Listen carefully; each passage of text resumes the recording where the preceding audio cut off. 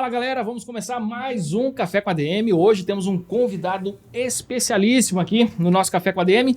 Antes disso eu vou apresentar aqui os meus assessores, é assim que a gente chama? Vamos chamar assim de assessores aqui. Aninha Vieira, nossa cofundadora, também diretora de e-commerce. Simão Marins, nosso diretor de operações. E hoje nós vamos receber aqui Rossandro Klinger. Ele é psicólogo clínico, formado pela Universidade Estadual da Paraíba. Ele tem 2 décadas de experiência em consultório, é palestrante, consultor em educação e desenvolvimento humano e professor visitante da Fundação Dom Cabral. Com as suas palestras e seu canal no YouTube, ele já influenciou milhões de pessoas, falando sobre os conceitos de psicologia de maneira simples, prática e aplicada. Ele também é escritor, autor de 5 livros. Em 2021, ele criou a EdTech Educa, que proporciona aos alunos, pais e educadores o desenvolvimento das habilidades socioemocionais e o letramento digital. Rossandro, cara, que honra te receber por aqui. Seja muito bem-vindo ao nosso Café com a ADM. Alegria. Finalmente por aqui, né, gente? Que prazer, Ana. Tudo bom, Simão? Uma alegria estar com vocês aqui no Café com a ADM. O trabalho que vocês fazem é incrível aqui, né? Bem, nacionalmente conhecido. Já provocando você no elevador, né? E aí tem evento, como é que faz? É uma alegria a gente estar aqui, falar desse tema que tem a ver com comportamento humano, especialmente depois de tudo que aconteceu aí no rescaldo da pós-pandemia, que ainda é hoje um tema. Hoje eu estava mesmo conversando com uma empresa nesse call que a gente faz antes das palestras, né? E o desespero de todo mundo é saúde mental, é essa dor, essa angústia que a gente tem. Então, sem dúvida, né, Rossandro? É uma coisa que a gente procurou aí traduzir para ficar mais fácil para as pessoas. Show de bola! E, Rossandro, eu queria começar, assim, contando aqui para a turma como é que foi essa migração, né? Que você tem essa experiência clínica de 20 anos, né? E aí você fez uma migração para o digital. Como é que foi? Como que você começou a perceber, né, que no digital existia esse caminho também para impactar as pessoas, enfim, e passar a tua mensagem? Como é que foi essa? Na verdade, assim, eu acho que eu sou um camaleão profissional, porque eu comecei como montador de jornal com 14 anos. Eita! Depois eu fui câmara de estúdio da TV Globo local de Campina Grande, da TV Paraíba, com 16. Depois eu trabalhei com agência de publicidade com 17. Fui assessor de político com 18. Aí passei no vestibular. Fui fazer psicologia, né, nessa época. E quando terminei, assim que eu terminei, eu emendei no mestrado. Então eu fui logo para... Na ideia de ir para o mundo acadêmico, né? Fui para o mundo acadêmico e depois fui para o consultório. Então não tinha... na minha ideia de usar a rede social, aquela coisa toda, não. Era assim, um dia eu estava dando aula e um aluno meu chegou para mim e disse: professor, eu queria que o senhor desse essa aula para os meus funcionários. Eu, como assim? Não, é uma aula para os funcionários, essa mesma aula o senhor dá para os meus funcionários, faço um café da manhã para eles e aí a gente... E o senhor cobra quanto? Eu fiquei, cara, não sei quanto cobrar. Fiquei pensando na hora da universidade, que era tipo R$150, hora aula. Aí eu fiquei pensando, como é num sábado, eu vou cobrar 300, né? E fiquei demorando tanto a responder que ele fez R$2.000, tá bom? Mas como você é meu aluno, acho que vou fazer para você. Eu ganhava 2.500 no salário do mês da universidade, né? Mas aí fiz aquilo ali, ele indicou para a Associação Comercial da cidade, depois foi para a Unimed, e de repente, eu acho que ele hoje preside a Associação Comercial de Campina Grande, ele é ex-sogro, ele tem uma, olha como a vida é, ex-sogro de Juliette. Bastidores. Alvinho, o filho dele. Notícias de bastidores. Era namorado de Juliette, Angélica, Big Brother, enfim. E dali, cara, eu comecei a perceber que havia uma possibilidade de levar o que eu entregava na faculdade para as empresas, né? Da aula de psicologia, então como eu dava psicologia não somente no curso de psicologia, eu dava nos cursos de administração, da área de saúde, então eu tinha que chegar. Quando você vai dar aula de psicologia para quem está fazendo psicologia é uma coisa. Quando você vai dar aula de psicologia para quem faz administração, eles consideram aquela cadeira, aquela cadeira de psicologia chata, sabe? Aquela cadeira que todo mundo chama aqui no Nordeste tamborete, cada cidade, cada estado dá um nome a essa cadeira que não está muito alinhada com a pessoa imagina com o curso. Então meu desafio era tornar a cadeira interessante para qualquer outro curso. E aí conseguia isso e foi dando um treino. Então, quando aquilo começou a funcionar, depois aí começou a internet, aquela coisa toda, e as pessoas lá diziam assim, você precisa ser conhecido, tal. Com o tempo, eu comecei a perceber que eu queria fazer aquilo e eu tomei uma decisão, né? Eu tomei a decisão de sair da universidade, porque eu estava tendo desgaste vocal. Eu pensei, eu preciso dessa voz para longo termo, então eu não vou aqui. Saí, fiquei só no consultório. E aí uma pessoa da minha cidade disse assim, você precisa fazer vídeo para a internet. E eu, cara, não sei o quê. Não, eu tenho um casal de amigos que fazem isso. E eu resisti. Esse cara encheu tanto meu saco, tanto para eu ir lá, que eu fui tipo assim, eu vou, que aí ele para de me instigar para fazer isso. Cheguei lá, até hoje, tá comigo agora na área de cursos, né, online, que a gente faz lá no Hotmart. E aí ela chegou e perguntou assim, o que você quer fazer? Qual é o seu desejo? Tal. Como assim? Não, queria que você pensasse, o que você gostaria de construir? Não, eu queria ser conhecido nacionalmente com palestras e tal. Bom, a gente consegue em 1 ano. Eu dei uma risada daquela, né? Tá, não acreditou. Em 1 ano. Por que você está dizendo em 1 ano? É porque você tem conteúdo. Eu vejo seu conteúdo. O problema é que você não tem visibilidade. Visibilidade é com a gente. Você tem o conteúdo. E beleza, quanto é? Tanto, calculou. Vou fazer um teste, né? Nesse ínter eu fui fazer uma viagem para a Áustria. Aí quando eu estava voltando, estava fazendo conexão em Lisboa, aí minha esposa ligou dizendo assim, olha, tem um vídeo teu que viralizou aqui no Brasil e Lázaro Ramos colocou no Facebook dele, já está com 13 milhões de views. Nossa, cara. Aí eu fiz, quem é Lázaro Ramos? Sabe naquele negócio do delay de viagem? Eu pensei que era o cantor Lázaro, gospel, né? Lázaro, gospel, o que tem a ver com... Não, é Lázaro Ramos. E quem é lá? O esposo de Thaís Oliveira. Ela fez, agora você sabe quem é ele. Não, peraí, calma, né? Eu até tive a oportunidade de sentar na casa dele e agradecer, né, esse impulso que ele deu. E aí muita gente postou na época até o WeChat chinês. E quando eu cheguei aqui tinha gente pedindo para traduzir o vídeo para tcheco, para polonês. Várias pessoas do mundo pedindo o vídeo. Logo depois, mais uma semana, um outro vídeo viralizou. E aí foi uma coisa assim, não estava planejado. Inclusive porque esses vídeos que viralizaram não fui eu que preparei. Foi uma entrevista que eu dei em Campina Grande, na TV Cultura Local. Alguém pegou um trecho que achou legal, cortou, mas com imagem péssima. E o mistério é que não aparecia em nenhum momento meu nome. Então a grande questão da internet é quem é ele. Além de... Foi aquele sobre a criação dos pais. Exatamente, amor e respeito. Isso, lembra? Eu lembro. Eu recebi no WhatsApp. Pronto. Mas o primeiro que eu vi do Rossandro, assim, que me gravou, fisionomia, tudo, foi o sobre o sotaque. Sim, ele já foi depois. Já foi depois. Não, né? esse dos pais eu lembro que viralizou no grupo dos pais, no grupo sim, dos pais da escola. Uhum. Eu lembro que foi bem viral esse. Aí quando eu cheguei, aí depois de mais ou menos depois desse vídeo, assim, em 10 dias desse vídeo, ligou o programa da Fátima para mim, para poder ir lá, né? Eu achei até que era brincadeira, tal. Não é mesmo, tal. Aí eu fui pro programa da Fátima e aí eu fiz a primeira participação lá, foi até com a banda Blitz, lembra da banda? Claro. Foi bem interessante. Sou dos anos 80 aí também, né? Então, quando terminou, ela fez assim, gostei muito, queria que você viesse. Aí eu liguei para uns amigos meus que são da Globo, lá de Nova York, né? E eu disse assim, cara, ela falou que gostou muito, queria que eu voltasse. Você acha que ela gostou de mim? Não, é porque deu ibope. Ela fica com ponto aqui, né? Pensei que ela tinha... Se bem que hoje é uma grande amiga, um ser humano incrível, né? Aí depois de 2 participações, ela pediu para eu ficar fixo no programa. Depois eu convite para a CBN, eu faço 2 colunas na CBN Brasil, né? Uma na domingo à tarde ao vivo e outra na quarta ao vivo, no Miga com a Pétria.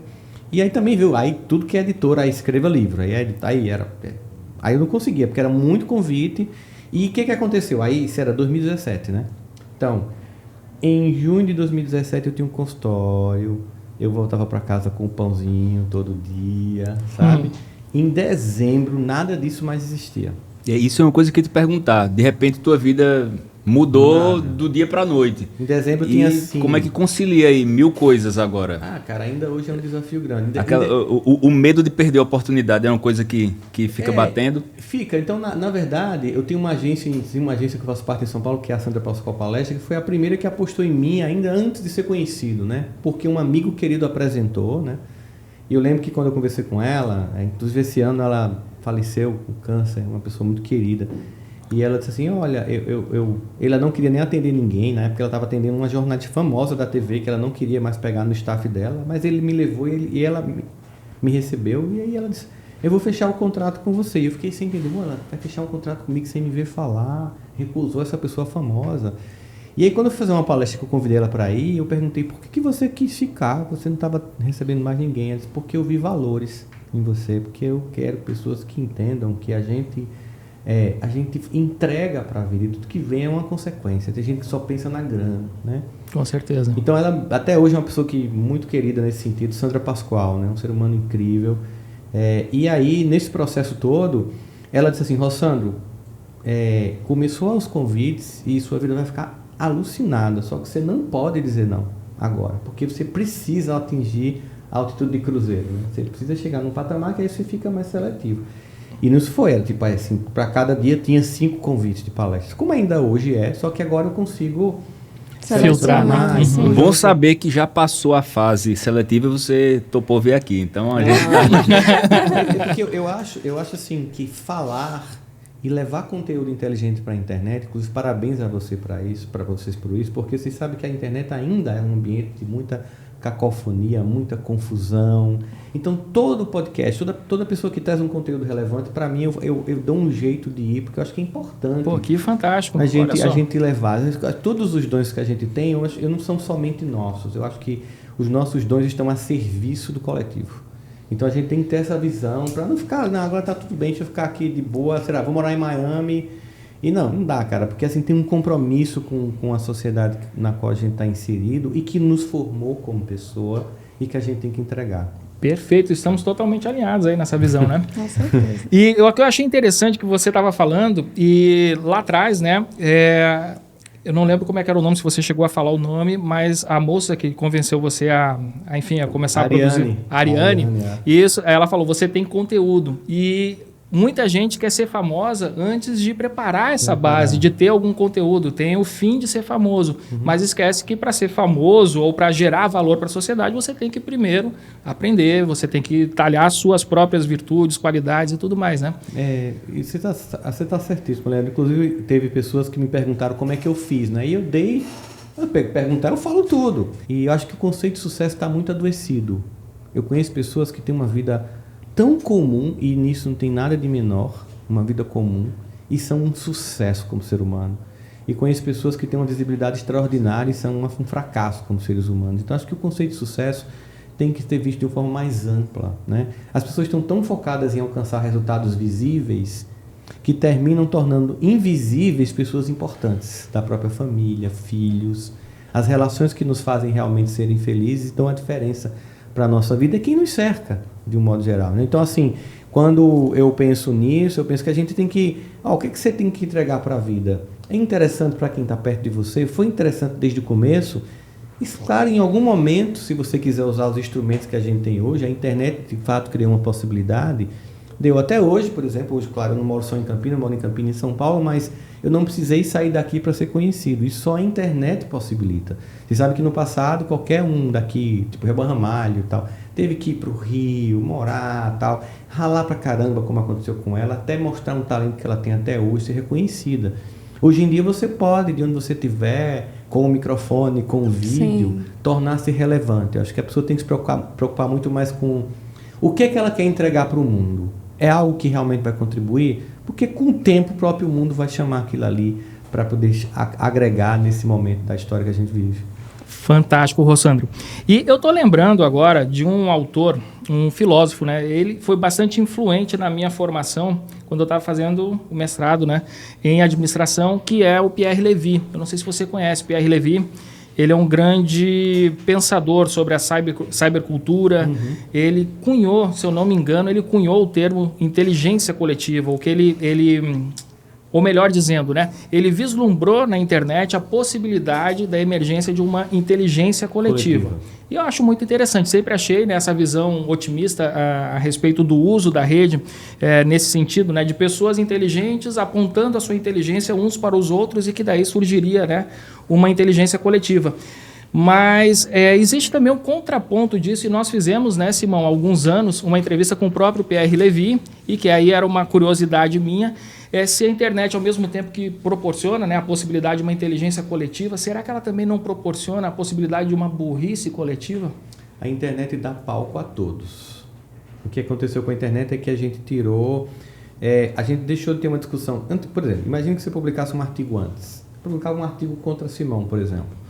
Ele mandava para o jornal olha, eu quero escrever um artigo, né, contrapondo os pontos que o Rossandro fez crítica sobre mim. Então ele tinha tempo de pensar, de digerir a crítica que eu tinha feito, mandava para o jornal. Hoje em dia não dá tempo, as pessoas são tomadas de uma emoção, como às vezes você vê um post em cima e não entende que o texto embaixo conclui aquela informação e pelo post você já julga, a gente estava até conversando sobre isso antes.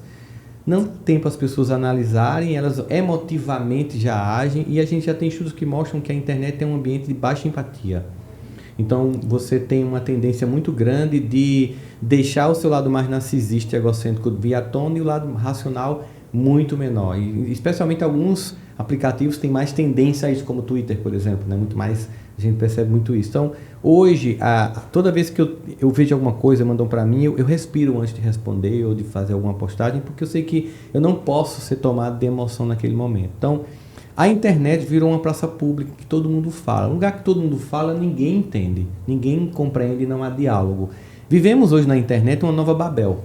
Lembra da história de Gênesis de Babel? Aquela torre que foi construída para chegar ao céu e, simbolicamente ali, metaforicamente ali, como quebra do orgulho humano, a torre foi destruída e todos passaram a falar idiomas diferentes para não poder se comunicar e construir este lugar de acesso celeste. Então, é como se hoje a gente vivesse uma experiência de uma torre de Babel em que a gente tem mais cacofonia do que diálogo. Só que eu concordo com ele em que sentido? Eu acho que um filósofo como Pierre Levy, ele tem a capacidade de antever muito o futuro. Eu acho que ele fala de uma internet no futuro, quando a gente entender o que a gente está fazendo de mau uso dela. Por exemplo, a gente tem uma tendência enquanto humanidade de sempre usar uma nova coisa muito mais de forma destrutiva do que construtiva. Qual foi o primeiro uso, Leandro, que a gente deu à energia nuclear quando a gente dominou bem ela? A gente jogou sobre Hiroshima e Nagasaki. Então a gente matou 300 mil pessoas em segundos. Mas anualmente nós salvamos milhões de vidas através da radioterapia.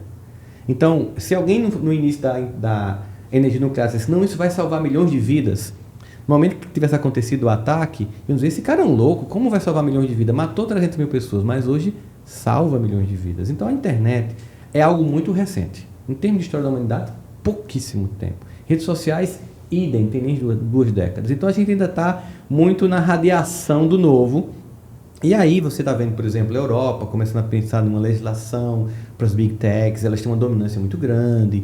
Então a gente está vendo que há uma tendência da gente começar a tornar este ambiente um pouco mais, né, frutífero. O que eu também vejo na internet é que eu considero, por exemplo, a internet, especialmente o YouTube, um eletroencefalograma do planeta. Ou seja, o que mais dá view lá? Uma conversa como essa? Ou um vídeo completamente falando de nada, ou então uma piada grotesca. Isso implica dizer o que eu quero enxergar. A internet, muitas vezes, a audiência da internet reflete o psiquismo de cada indivíduo, que se manifesta coletivamente. Então, a baixeza que a gente vê lá é a baixeza da humanidade. É duro pensar isso, mas existe cura sem diagnóstico? Então, o que a gente está vendo hoje é um grande diagnóstico desse adoecimento que a gente vive coletivo. As pessoas começam também a entrar num processo de exaustão, de tanto ódio, tanto ressentimento, divisões tantas. E é natural um movimento depois de... Não, chega. Tanto que existe um movimento hoje de desconexão, né? Offline. Eu estava vendo uma matéria sobre uma rede de hotéis, aliás, vários hotéis ao redor do mundo fazendo um novo tipo de turismo para dormir. Ou seja, que loucura que a gente está tão conectado que agora você paga para ir para um canto para desconectar e dormir. Com certeza lá não tem internet, né? Para ver se você desliga. Então acho que ele vislumbrou um mundo em que há um amadurecimento deste novo ambiente, em que a gente consegue sim, como consciência coletiva, levar algo bom. E tem. Isso aqui, por Com exemplo, certeza. é um evento como esse. Ô, Rossandro, mas assim, se a angústia é inerente ao ser humano, a gente pode falar em cura? Não, eu não falo de cura, eu falo de você viver um ambiente mais harmônico. Angústia vai fazer parte da vida humana sempre. Eu acho que um dos traços de loucura do mundo hoje é não querer sentir angústia. Exatamente. Que é o mantra do good vibes only. Que Exatamente. enlouquece as pessoas, né? Só bons pensamentos, se afasta de pessoas tóxicas. Se você for se afastar de pessoas tóxicas, você talvez um dia tenha que se afastar de você mesmo. Exatamente. Acho que isso torna, às vezes, até os problemas maiores do que eles realmente são. E ninguém se acha tóxico, né? O problema é esse. O E até tóxico é o vizinho, esse medo né? de sofrer. Às vezes você tem eu já presenciei muito essa situação de a pessoa, pô, às vezes você tá só triste e a pessoa já acha que tá uma depressão. Não, sabe? que isso. Existe uma incapacidade incrível que as pessoas têm de lidar com as próprias emoções. Então não se trata de cura da internet, Sim. ou cura da angústia humana, porque inclusive a angústia nos movimenta. É a angústia de eu não quero mais, é a angústia de não caber mais no útero que faz o bebê sair do útero. Isso. Então, muitas das nossas dores estão apontando que o caminho já se estreitou e que tem que vir um novo caminho. Resistir a isso é morrer. Se o bebê fica além do tempo, ele morre, né? Se eu fico além do tempo, eu morro. Então, a angústia também aponta para mim um lugar em que aquilo já não me cabe mais, uma nova realidade me chama a atenção. Agora, quando eu penso nisso, na internet, seria um ambiente em que você tenha um mínimo de regras, um mínimo de capacidade de diálogo e de ética, que agora, a preço de hoje, é o que a gente menos tem. A gente tem muita fake news, muitas bolhas. O próprio algoritmo das redes sociais é criado para estimular pessoas que pensam semelhantes e o contraditório não é mais percebido. E as pessoas pensam que elas estão todas certas, né? Você veja, por exemplo, a gente vê como as pessoas têm uma tendência de achar que a visão de mundo delas é a única e quando a realidade se mostra, elas se surpreendem. Porque como elas estão acompanhando apenas o mundo delas e as pessoas que pensam como elas, inclusive tem um problema, né? Que quando eu converso com pessoas que pensam como eu, não cresço. É verdade. Sim. Né? É um monólogo de pessoas que pensam iguais. E as pessoas perderam a capacidade, né, de dialogar com outro que pensa diferente, né? Então, Sim. assim, isso não existe mais. Isso parte logo para uma discussão, vai logo para jogar pedrada, ofender, surgem os haters. E isso é extremamente complicado. Agora, ô Rossandro, nesse papel, né, da psicologia, eu queria puxar um pouquinho o que você falou, né, que você tinha uma preocupação de tornar a psicologia interessante para outras áreas. A gente aqui na área de administração, é importantíssimo a gente trazer esse tema aqui, porque os alunos de administração também acham que a administração, alguns, né, não vou dizer que são todos alunos, mas que a administração é uma coisa fechada em si. Que tem um corpo teórico próprio, e não é. A administração, por exemplo, é uma área do conhecimento que bebe em várias outras áreas do conhecimento e na psicologia é uma das principais áreas, né? Qual que é a importância, então? Agora, vamos pegar esse tema, né, e aí a gente já destrincha ele em outros pontos, mas assim, qual que é a importância principal para que alguém que é da área de administração, ou que é um profissional de administração, enfim, não precisa nem ser formado em administração, mas que lida com pessoas diariamente nas organizações, qual que é a importância de ter assim, um estudo, um aprofundamento na área de psicologia? Eu acho que eu nem consigo imaginar alguém que faz gestão de pessoas sem conhecimento de psicologia. Porque gestão de pessoas é gestão de subjetividades, é gestão de egos. A começar pelo próprio, né? Então, como é que eu vou gerenciar meu ego diante de um processo de feedback negativo? Como é que eu vou gerenciar minhas emoções no momento que eu tiver que demitir uma pessoa ou demitir alguém? Né? Então, o que a gente percebe hoje? Nós temos pessoas com alta formação técnica que num feedback negativo vai para um psiquiatra e pega um laudo, porque não suporta um feedback negativo. Porque fez o quê? Fez um profundo letramento intelectual, fez um MBA, fala 2 idiomas, mas não fez um letramento emocional. Daí que surge a Educa, que daqui a pouco a gente fala sobre ela. Ou seja, esse movimento das pessoas que vão fazer gestão é um movimento em que você olha para isso e percebe. Eu faço palestras hoje, 80% das minhas palestras são para grandes corporações, né? Eu falo desde grandes bancos a famílias herdeiras, que fazem eventos fechados, semestrais, né? E a gente percebe que as dores são as mesmas. Você hoje, por exemplo, chega em escola, o diretor da escola diz: que saudade eu tenho de falar sobre letramento de crianças, sobre alfabetização. 90% da demanda da família é emocional. Nas empresas do mesmo jeito. Então, você achar que você vai fazer administração sem ter um mínimo de conhecimento de comportamento humano é que está completamente alienado. Especialmente no momento em que a gente vê um crescimento da robótica, das machine learnings, em que vão substituir muito, e o que vai ficar é justamente o que é mais humano da gente, que é esse relacionamento. E quando a gente olha, por exemplo, para as melhores empresas para trabalhar, você vai perceber que o índice mais claro ali é o ambiente em que as pessoas vivem. Se é um ambiente que as pessoas se sentem acolhidas emocionalmente, se sentem validadas, com capacidade de serem verdadeiras. Ou seja, o que mais coloca uma empresa como o melhor ambiente para trabalhar são componentes emocionais. Claro, entra salário e tal, mas o ambiente emocional é... Quantas pessoas preferem hoje sair de uma empresa tóxica para ganhar menos numa empresa que se sente mais saudável? E o movimento da grande deserção que está tendo agora no mundo inteiro. Eu fui para Carolina do Norte há mais ou menos um mês e meio. Minha esposa para assistir o show do Elton John, que ele está encerrando a carreira dele. E eu entrei no supermercado lá e não tinha caixa. Eles, como avançou aqui? Mas os caixas estavam lá, mas não tinha funcionário. Aí eu fui perguntar, o que aconteceu? Era de almoço? Não existe ninguém que queira mais trabalhar. As pessoas estão pedindo demissão. Tinha 2 pessoas olhando você pagar no caixa que você faz o próprio pagamento.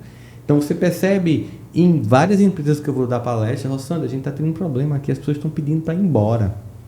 são salários bons, não querem mais ficar. Então a gente tem aí um conjunto de coisas, tanto de empresas que precisam rever que ambiente tem para atrair pessoas e manter pessoas, e pessoas que estão fragilizadas ou infantilizadas para não entender o mundo profissional com suas demandas. Era isso que eu queria te perguntar, esse outro lado, Rossandro, que é uma coisa que me intriga. Né? Ao mesmo tempo que eu concordo, é uma coisa que a gente luta muito aqui no Administradores há anos, que é para mudar a forma como as empresas são administradas, como que as pessoas lideram essas pessoas, mas ao mesmo tempo a gente nota também... Eu não quero dizer que é uma coisa geracional, de forma alguma, até porque eu não tenho propriedade para falar isso, mas a gente nota que existe uma geração no mundo de trabalho que é mais frágil. Tem.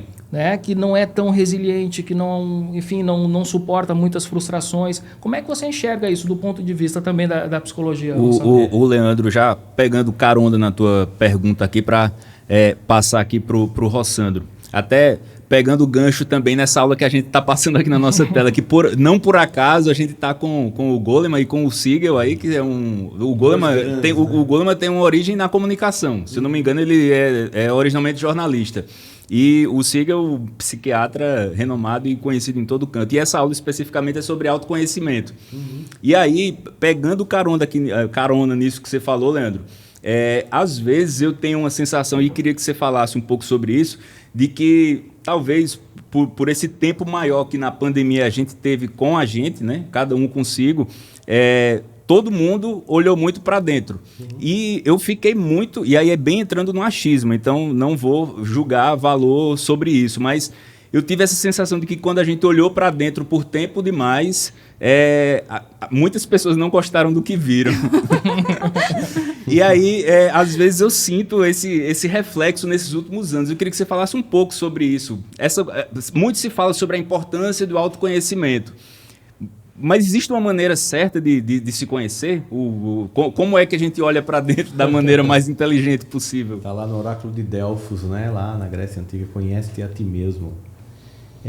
Você disse uma coisa que é fato, assim, esse mergulho, essa ego trip nem sempre é agradável. Existe uma antropóloga americana, né, que faz o seguinte, a Margaret Mead, ela diz assim, aquilo que eu penso que eu sou, aquilo que eu digo que sou e aquilo que de fato eu sou são 3 coisas diferentes. E eu até acrescentaria, e aquilo que eu posto no Instagram é a 4ª coisa diferente. Ainda mais com filtros e tudo mais, né? Então, o que a gente está tratando aí é de autoconhecimento, é busca de coerência. Vocês conhecem tantas pessoas que todo mundo admira, mas quando você conhece particularmente, você se decepciona. É verdade. Porque existe uma diferença entre o discurso e a prática. O processo de autoconhecimento é para que você diminua a distância entre a sua percepção externa e sua percepção interna. Então, esse conhecimento interno, que na inteligência emocional, dentro do grande guarda-chuva que Daniel Goleman descreve, seria a inteligência interpessoal, que é intrapessoal, que é como eu me conheço, implica uma coragem para fazer uma viagem que, primeiro, é dolorosa, segundo, não é estimulada, porque a sociedade faz o tempo inteiro um esforço para que você jamais se conheça. Então é a próxima série, é a próxima viagem, é a próxima balada, é a próxima compra, é o próximo jogo, é a próxima fase, tudo para você não mergulhar. Tanto que o próprio domingo é um dia que muita gente fica angustiada, porque é um dia de silêncio, é um dia de repetições, né? E as pessoas se angustiam. Você pega a euforia vazia da sexta-feira, final da tarde, por sexta-feira, 6 da tarde e domingo. Percebe a diferença? Aqui é todo mundo espera alguma coisa de um sábado à noite. Não acontece porra nenhuma. A vida continua como sempre. Você mais uma semana em que você não mergulhou dentro de você, não se descobriu, e aí você sente a ressaca de não se conhecer. Isso é um ponto. E eu vou voltar para ele, que eu quero aqui pegar um gancho com o que você falou. Existem muitos estudos que mostram que há sim um momento em que parte das pessoas que são educadas ali para 80, 90, especialmente 92 mil para cá, são filhos que foram educados por pais que tiveram uma ideia. E uma ideia que é imbuída de amor. Ou seja, são pessoas que passaram por infâncias sofridas, dificuldades, vieram do interior, muitas vezes aquela coisa de receber... Vocês já receberam roupa dos outros quando vocês eram crianças? Com certeza. Então, o que a gente descobre? Lá em casa eu era o terceiro a receber. Né? Então, o que a gente descobre na pobreza? A pobreza, a gente descobre que o pobre ele não troca de roupa, é a roupa que troca de pobre. Só que talvez muitas pessoas, nesse passado, com essa dificuldade financeira, com pais distantes, que era muito comum, ao se tornarem pais, tiveram uma ideia que foi fruto de um sentimento amoroso. Meus filhos não vão passar por isso. Mas esqueceram que parte do que eles se tornaram foi porque passaram pelo que eles passaram. E aí partiram para um extremo oposto. Se aqui eu tinha privações, aqui eu tenho excesso. Se aqui eu tinha excesso de regras, aqui eu tenho regra nenhuma. O resultado disso é a construção de indivíduos menos resilientes. Porque sem frustrações eu não construo a musculatura emocional para lidar com o mundo. Porque tudo bem, o pai pode trocar de escola quando o filho é reprovado. Não pode? Pode, é um erro, mas fazem. Ele pode lá humilhar o professor? Pode, ok. Ele pode brigar com o cara do condomínio? Pode, como a gente vê de vez em quando vídeos que vazam adultos brigando com crianças. Mas quando o menino está lá e a menina não namora com ele, ele não pode obrigar a menina a namorar com ele. E aí o que acontece? A gente tem uma geração tão fragilizada que eles não conseguem duas coisas. Primeiro, se conhecer, porque estão sempre com a vida facilitada, não conseguem mudar a realidade. A realidade é aquela, está posta lá, não consigo mudar a realidade. Então eu tenho duas dores. Eu não consigo me conhecer, não consigo mudar a realidade. O que eu faço? No nosso passado, alguns de vocês já tiveram assim, uma paixão por alguém que nem sabia que você existia no colégio? Com certeza. Isso não é doloroso? O que a gente fazia? Quando a gente sentia-se traído por alguém que nem sabia que a gente existia. Quando alguém acabava o namoro com a gente, que a gente nem sabia que tinha que começar. Acontecia isso. A gente pegava aquelas nossas fitas cassetes, né? As 10 mais anos 80 ou 90, ficava ouvindo, chorava e tal. A roedeira. Ia roer em casa. A gente ia roer e lidar com esse sentimento. O que as pessoas fazem hoje? Elas não conseguem lidar com o sentimento, elas não conseguem obrigar o outro a namorar com você, hoje ela não muda a realidade, então elas pensam, eu vou destruir a vida de quem sente essa dor. E vem a ideação suicida. Então nós temos uma geração fragilizada, nós temos um incremento global do índice de suicídio infantil juvenil que não existia. Então são dados, não é o que a gente acha, é o que a ciência mostra. Claro, isso vai chegar nas corporações. E adolescente é muito impulsivo, né? Muito. Então, e suscetível também, né? Impulsivo suscetível é uma tempestade perfeita por caos. 30 segundos e uma decisão que pode ser irreversível para a vida toda. E o que acontece? Essa galera chega na empresa. Chega na empresa com uma formação melhor do que nós tínhamos, mas emocionalmente mais fragilizado do que nós éramos. Então tem um currículo legal e uma emoção infantilizada. O que a gente tem hoje? 87% das demissões no mundo corporativo não é por incompetência técnica de execução da tarefa, mas por inabilidade emocional de convivência em grupo. Você percebe que o grande drama está aí nessa questão emocional? Aí eu tenho, ao mesmo tempo, uma sociedade que não mergulha dentro de si, que não se busca, que não se percebe, que não entende a importância disso, porque se conhecer me dá a capacidade, por exemplo, eu digo sempre às pessoas no mundo do trabalho, se conheça, porque seu inimigo vai ficar PhD em você.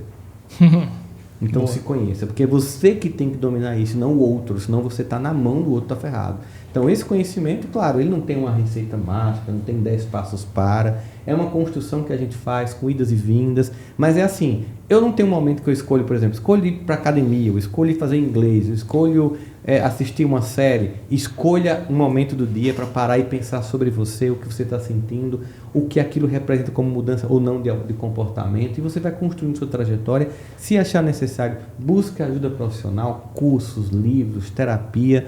Existem recursos incríveis que ajudam a gente nessa jornada, que está aí à disposição da gente. Ô, Rossandro, e agora? Mas aí o papel dos líderes nisso tudo, né? Isso acaba mudando também o perfil das lideranças, ou que os líderes, né? O caminho que os líderes devem apontar. Como é que você acha que a gente deve liderar agora, nesse contexto? Olha, eu acho que o Walk the Talk continua sendo muito importante. Eu lembro que eu fiz... Esse mundo de palestras é um mundo que você conhece pessoas incríveis, né? Eu fiz 2 palestras com Arun Gandhi, o neto de Mahatma Gandhi, que fala em nome do avô. Ele mora na Inglaterra. E ele me falou dos vários exemplos da vida do avô dele. E do pai, ou seja, do filho do Mahatma Gandhi, como ensinar ele muito mais pelo que fazia do que pelo que falava. O que a gente descobre hoje, que para gerenciar pessoas, para ser inspirador, que é o que a gente busca hoje como líder, a gente tem que tirar a falácia de que o exemplo é a melhor forma de ensinar ou de educar alguém. Não é a melhor forma, essa é a maior mentira que se contou até hoje. É a única. Não tem um plano B. Então, eu preciso olhar para você e ver uma verdade. E aí você perceba que nesse momento eu tenho que me humanizar na relação. Eu tenho que trazer para essa relação uma vulnerabilidade que ela existe. Eu não posso negar que simplesmente existe. Não se trata de desabafar e fazer terapia com as pessoas que eu lidero. É mostrar a minha humanidade. Você não sabe, eu também não sei. Agora eu tenho que construir junto com você.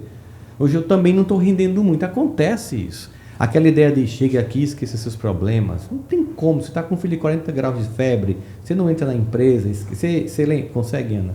imaginar assim? Não, uma de pessoa que jeito você ama, nenhum. e você chegar aqui, não esqueça que eu estou com alguém que eu amo com febre. Isso faz parte da nossa realidade. Então, acho que hoje em dia está muito claro que trazer a nossa humanidade para o mundo do trabalho não compromete a entrega. Há uma associação equivocada entre uma relação mais humanizada e baixa de produtividade. É o contrário. Quanto mais eu tenho autoridade para ser humano naquele relacionamento, mais capacidade eu tenho de fazer entrega. Quanto mais eu tenho que bloquear minha humanidade, minhas emoções, mais aquilo embota a minha capacidade, inclusive cognitiva de entrega, porque não existe uma caixinha das emoções e uma caixinha do racional. Se eu emboto aqui, eu comprometo aqui, está tudo entrelaçado. A gente divide o racional para o emocional apenas por didatismo, ou seja, para explicar para as pessoas, mas as emoções e a razão estão o tempo inteiro imbricadas. Então, o líder que hoje está à frente de uma corporação precisa manifestar para as pessoas essa humanidade. Olha que interessante, mais ou menos nos anos 80 tinha muitas franquias de Superman e tal, as pessoas assistiam muito. Nos anos 90 o pessoal perdeu o interesse. E a indústria cinematográfica pensou, caramba, como assim? Isso dá muita grana. Vamos fazer uma pesquisa qual e quant. Pô, me diz aí, Moisés, por que você não quer mais ver o Superman? Ô, Ana, por que você não quer ver mais a Mulher Maravilha? Ah, pô, são perfeitos, são incríveis, são invulneráveis, não tem dúvida, são, né? Tem humanidade ali, perdeu interesse, não existe aquilo. Aí eles fizeram, peraí, vamos reconfigurar a franquia, e veio os Avengers. Olha a diferença. O Homem de Ferro é o cara mais narcisista e egocêntrico que existe, gente. Mas é um cara que está dormindo bem. O Capitão América é uma pessoa com tendência depressiva presa ao passado, que não volta mais. O Homem-Aranha é um clássico adolescente com necessidade de pertencimento. O Hulk continua bipolar, como sempre. Né? Mas o que a gente percebe? Eles humanizaram os heróis. E aí, quando você vê Simone Biles compete, brilha no Rio e não consegue competir por problemas emocionais e diz, eu não estou bem, em Tóquio, ou seja, os heróis do mundo real também estão dizendo, eu sou humano, eu tenho meus limites.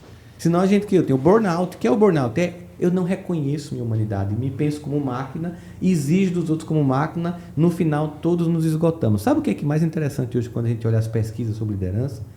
É perceber que a gente entrou num universo, e quem fala muito bem disso, que eu recomendo demais para a leitura, é o Byung-Chul Han, filósofo sul-coreano. Tem um livro chamado A Sociedade do Cansaço. Acho que ler Byung-Chul Han e Yuval Noah Harari, hoje em dia, são leituras essenciais. São teóricos vivos que estão analisando o mundo hoje, e são jovens, inclusive, então eles têm uma capacidade de estar analisando o mundo no qual eles estão inseridos, né? E ele vai dizer o seguinte, que hoje nós não temos mais aquela visão Foucaultiana de que alguém nos impele a produzir e nos pune, o vigiar e punir. Não. Hoje não tem alguém que me pune, sou eu que me puno. O vigilante está dentro de mim. Eu me tornei algoz escravo de mim mesmo. Nesse processo está todo mundo se esgotando. O que é que se percebeu? Hoje em dia, essa ideia de uma liderança sem amor, sem afeto, sem deixar a humanidade vir à tona, está fazendo com que todos estejam perdendo. Mesmo quem está bombando na pirâmide social, lá ganhando muita grana, comprando aquele carrão, também não está bem. Então ninguém está bem. Então vamos lá, gente. Se todo mundo não está bem, vamos rever algumas coisas aqui para que a gente tenha um ambiente em que a gente possa viver uma experiência de produzir, de construir, de entregar, mas juntos se sentirmos bem no processo. Muito bem. Eu vou entrar aqui no Instagram rapidinho, porque eu lembrei da nossa frase que a gente postou hoje aqui no Insta, que é o seguinte, rapidinho, vamos ver, do Sócrates, né? Ele fala o seguinte, aquele que não se contenta com o que tem, não se contentaria com o que gostaria de ter. Muita verdade isso. Isso continua sendo o grande problema da humanidade, né? Acho que reduzido aqui, resumido, né, numa frase do Sócrates. Uma frase, que é um sentimento de gratidão. As pessoas perderam a capacidade de agradecer por coisas que são simples, mas têm valor. Eu nasci em Campina Grande é uma cidade fria, mas já foi bem mais fria, sabe, Leandro? E na minha infância pobre não tinha banho quente. Só quando estava doente, minha mãe pegava uma chaleira e colocava. Tinha que estar passando mal, para se despedir, deixa eu botar aqui esse menino numa banheira quente. Então, meu sonho era um chuveiro elétrico. Hoje, eu agradeço quando eu vou tomar banho e posso aquecer a água. Sabe? Quando é que a gente esqueceu de agradecer por coisas que um dia a gente sonhou ter? Não somente coisas, mas pessoas, relacionamentos, construção de saberes. Por exemplo, hoje para mim é muito cansativo viajar. Eu viajo muito, é cansativo pra caramba. Antes da pandemia eu pegava 70 voos por mês.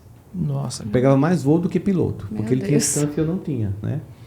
Mas, às vezes, quando eu estou cansado fazendo a mala, eu começo a fazer a mala, cansar, vou ter que viajar de novo. Eu penso assim, lembre do dia que você pediu a Deus para fazer isso, que você sonhava em fazer isso. Aí eu vou, respiro e digo assim, eu sei que eu não preciso mais financeiramente viajar para a palestra, mas eu não posso agora chegar para Deus e dizer, o dom que você me deu eu vou engavetar, porque aí eu perdi um compromisso com o coletivo. Então eu preciso sair, eu preciso ir, né? E aí você vai. Eu adoro o que eu faço na hora que eu faço. Agora, o trajeto é complicado. O Brasil é um país gigantesco, com uma malha aérea que não é tão grande do tamanho do país. Então, para quem vive viajando, sabe o que eu estou falando. Mas a gente é assim, tem sacrifícios, não só tem glamour na vida. Eu digo que as pessoas veem o glamour, mas veem o halur. Tem uma relação por trás, né? Então, por exemplo, a pessoa olha aqui, pô, que legal, o portal de vocês. E aí você estava me contando, mas foi em 2020, ou seja, tem história por trás. Então a gente tem que valorizar muito isso para a gente entender que as coisas simples são muito importantes para que a gente agradeça. Porque aí quando você começa a ver aquilo, não é que você vai se acomodar, pô, já é suficiente. Não, porque o ser humano naturalmente tem uma tendência a buscar mais. Mas que seja uma busca leve, um sentimento muito apropriado de gratidão por tudo que já se conquistou e construiu. Porque aí isso inclusive dá mais energia, porque quando a gente vai para uma nova etapa, vem todo um novo processo de trabalho, de construção, de desafios. Você precisa ter energia para poder conseguir alcançar esse novo patamar. Você está aqui insatisfeito com esse degrau, nada vai ser suficiente. Você pode dar o céu, o mar e a lua e a pessoa vai achar pouco e vai olhar com cara de desdém, né? Você vê muito adolescente que tem tudo, e inclusive um dos vídeos que viralizou a história do meu amigo que vem com os filhos da Disney, que eles olham para a cara do pai com desdém, né? Por quê? Porque tem tudo, você não valoriza. Então é importante a gente olhar com gratidão apropriada as conquistas que foram feitas na vida. Sem dúvida. Muito bem. Rossandro, me conta um pouquinho mais agora sobre Educa, né? Então a gente falou aqui da internet, das palestras, e aí uma outra forma de impactar o mundo, né, foi através da criação da Educa. Conta um pouquinho da empresa que você criou. Então, eu conheci há uns 4, 5 anos atrás um amigo chamado Jaime Ribeiro, que hoje é meu amigo, irmão e sócio, né? Ele estava, a gente se conheceu, ficou muito amigo, ele fazia parte de uma grande corporação de educação e estava indo para Hong Kong, né? Quando ele foi para Hong Kong, quando ele vendeu os móveis e foi para Hong Kong, eu fiquei meio triste. Pô, cara, quando tu estiver acordando, eu vou estar dormindo. A gente não vai conseguir manter um relacionamento distante. Vamos fazer o seguinte, antes de você viajar, vamos viajar comigo aí um mês no Brasil para você conhecer o mundo de palestras. E um dia a gente estava indo na ilha de Camandatuba falar para altos executivos de um dos maiores bancos aqui do país. E eu disse assim para ele, olha, eu estou indo aqui mais uma vez falar para pessoas que têm muito sucesso, bem-sucedidas, mas que em algum momento estão vivendo uma experiência de emocionalmente ainda fragilizados. E eu sinto que às vezes eu enxugo o gelo quando eu falo para o mundo corporativo. E se a gente desse um passo atrás e fosse falar para crianças e adolescentes, para construir neles desde cedo. Ele, como eu já entendia muito o mercado, disse, nem vem com essa coisa socioemocional, dá um trabalho imenso fazer isso. Aí eu olhei para ele assim, era 3 da manhã, 3 da madrugada, aí no meio da estrada, né? Disse assim, cara, e se a gente se conheceu para isso? Ele falou, pô, agora jogou pesado, velho. A gente chegou lá, fez a palestra, tal, foi legal. No caminho ele ligou para a esposa, compra os móveis, a gente vai ficar. E aí veio a pandemia, imediatamente. Eita. E a gente ficou, aí eu disse assim, e aí? Eles falaram, agora que vão precisar mesmo. As pessoas vão voltar destruídas emocionalmente para essa experiência coletiva. Nem todo mundo está pronto para esse silêncio que vai vir do mundo, para esses filhos em casa. E de fato, a gente começou a Educa. Hoje a gente já está com um dos grandes players do Brasil em educação socioemocional, entrando em escolas no país inteiro, tem sido uma aceitação incrível, porque a gente percebeu que tinha que fazer uma entrega diferenciada. Eu sempre acho que quem entra no mercado tem o dever de entregar melhor do que o que existe, porque você entende o que já tem. Então você olha lá e pensa, vou fazer isso mais isso. Então a gente viajou Finlândia, Singapura, tal, fizemos um curso de educação parental, conhecemos a Escola de Educação Parental, trouxemos no projeto embarcado Educação para as Famílias, entendemos que não basta só um livro na mochila dos alunos, mas que tem que educar a família, tem que acolher a saúde mental dos professores. Então a Educa é como se fosse um ecossistema de saúde mental para a escola com um socioemocional embarcado, que vai do infantil ao novo ensino médio, projeto de vida. E aí foi muito mais rápido do que a gente imaginava. A violência de rapidez grande, claro, você começa a conhecer um monte de mercado, né? Um mercado de corporate, de investimento, de gente querendo comprar, gente querendo fazer aquisição, fusão, e todo dia a gente oferecendo coisas, e a gente, calma, a gente está aqui conhecendo, construindo a nossa trajetória. Conversamos com as pessoas, obviamente, são pessoas incríveis, parceiros, né? E a gente, inclusive, nem considera, nesse universo socioemocional, que existem concorrentes. Existem outras empresas que fazem isso. Nós consideramos que todo mundo que contribui para a saúde mental não concorre. A gente colabora para uma escola melhor. Muito bom. Né? Uhum. Então, a gente não considera nenhum outro player concorrente. Muita gente conversa com eles, tem um papo muito tranquilo, porque a gente sabe que a gente não conseguiu ainda, todos juntos, não conseguiu chegar ainda a 10% dos alunos do Brasil. Então, o mercado é enorme. O que a gente precisa é chegar, porque a gente sabe o bem que faz, as transformações que tem feito nas famílias. A gente começa, inclusive, pelos pais. Ô, Rossandro, uma dúvida. Vocês fazem parceria, como é que funciona? Vocês fazem parceria com as escolas e trabalham com as famílias na escola ou extra-escola? E queria saber também qual a abordagem que vocês fazem. Em psicanálise ou cognitivo-comportamental? Ou... Socioemocional é como se fosse uma disciplina como matemática, física. Tá. Então, hoje em dia, a nova BNCC, a CACEL nos Estados Unidos, provoca a ideia, inclusive o Fórum Econômico Mundial de Davos elenca entre as 10 competências do século XXI, 8 são soft skills, são competências socioemocionais. Nós temos que construir, porque ninguém nasce resiliente. Não existe, quando a gente entrega isso na escola, que uma única escola da psicologia vai entregar isso. Todas têm recursos que são embarcados para que a gente ofereça.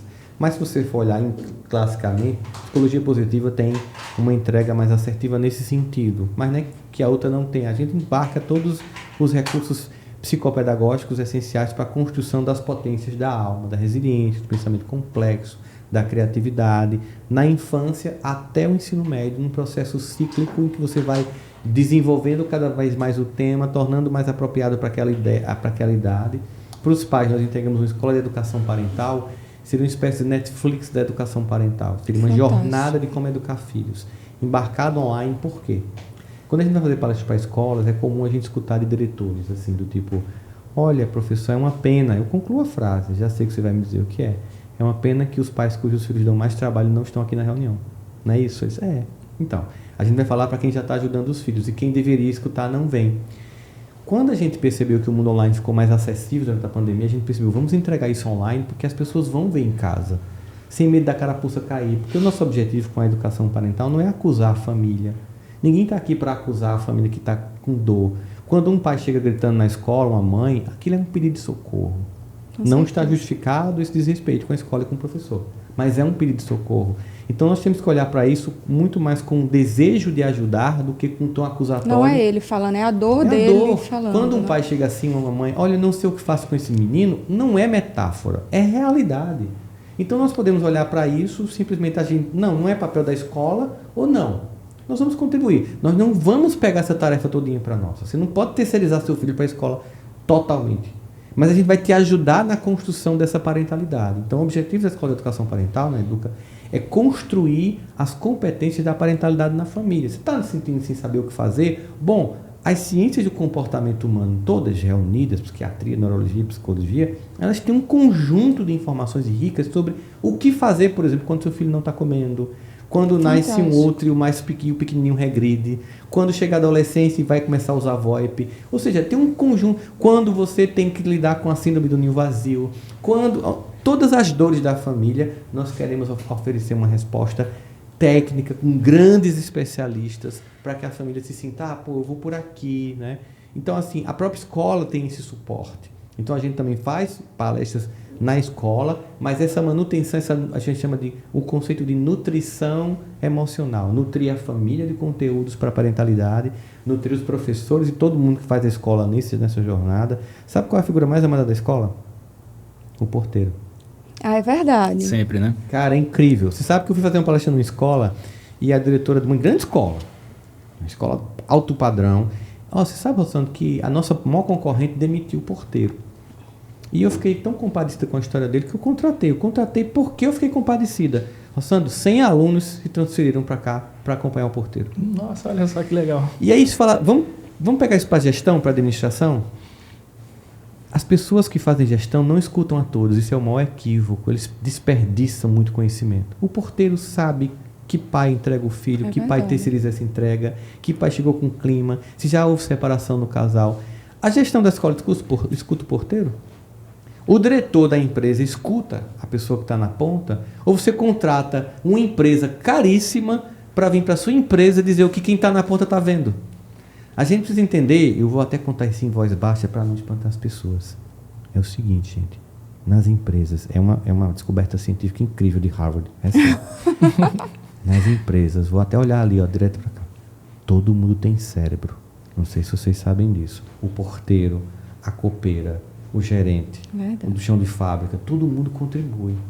Então, quando a gente olha para isso, a gente olha o quê? Que a escola, o ecossistema escolar está sendo acolhido. E o objetivo é, vamos acolher o ecossistema escolar para que a gente possa entregar o desenvolvimento dessas competências, o que melhora o ambiente, o que dá a competência para que não chegue uma outra geração intelectualmente capaz e emocionalmente inábil de ouvir um feedback numa empresa. Que fantástico, hein, galera? Eu tô só aqui imaginando o trabalho que a turma vai ter, Simão, aqui, para fazer tantos recortes aqui dos melhores momentos desse Café com a ADM. Vai ter que ser eu tava cortando mentalmente aqui vários. Também. Aqui eu fico imaginando isso também, tá? Isso aqui vai dar um vídeo. Já bota a moldura aqui na fala, né? Ô, Rossandro, cara, foi sensacional aqui o nosso bate-papo. Eu tô realmente, assim, impactado pelas suas ideias, né? Sempre fui, desde o começo, desde que começou a aparecer na internet, já estava lá te seguindo, acompanhando. E foi sensacional a gente poder realizar esse encontro assim presencial, né? Assim, tem toda uma energia diferente agora nesse nosso Café com a ADM, assim, nesse novo formato, porque muito além das ideias a gente pode sentir aqui pessoalmente aqui a tua energia, né? Então o público está nos assistindo agora, né? Pessoal, vale a pena acompanhar aqui o Rossandro nas redes sociais, sigam. Né? E os teus livros também a gente vai botar aqui na descrição do episódio para a turma, enfim, ter acesso a todos, né? E, Rossandro, cara, só tenho a te agradecer aqui pela presença, cara. Foi demais aí. Uma realização de um sonho aqui. Pô, cara, eu que agradeço. Fico muito feliz, Leandro, do convite, né? Simão, Ana, é uma alegria estar aqui com vocês. De fato, nada substitui o contato humano, né? É verdade. Ninguém aguenta mais um. A gente ainda usa, nada como uma reuniãozinha rápida no Zoom, sem ter que viajar, mas se é para fazer uma coisa mais profunda, estar aqui, sentindo essa energia, essa troca é fundamental. Acho que a gente sabe disso. Acho que a pandemia ensinou uma coisa pra gente, né? A gente meio que já vive em isolamento social, cada um no seu smartphone, no seu Black Mirror, né? Que é como se a natureza dissesse assim, tá todo mundo tão isolado que eu vou isolar mesmo para ver como é a dor de não ter contato. Então é a alegria desse contato. Parabenizar vocês por um trabalho tão bonito que vocês fazem, né? Fantástico, disruptivo, que ajuda muito, né? A gente sabe que a administração tem um papel incrível, é o que torna, quando alguém faz isso com muita capacidade, um ambiente de trabalho, um ambiente que as pessoas produzem bem e felizes. Um bom gestor é a diferença entre fazer isso com paz de espírito e felicidade ou no inferno. Então, vocês contribuem muito com todo o conteúdo que vocês oferecem. Então, a honra também, a alegria é minha estar aqui com vocês. Show de bola. Obrigada. Obrigado, mesmo. Eu que agradeço.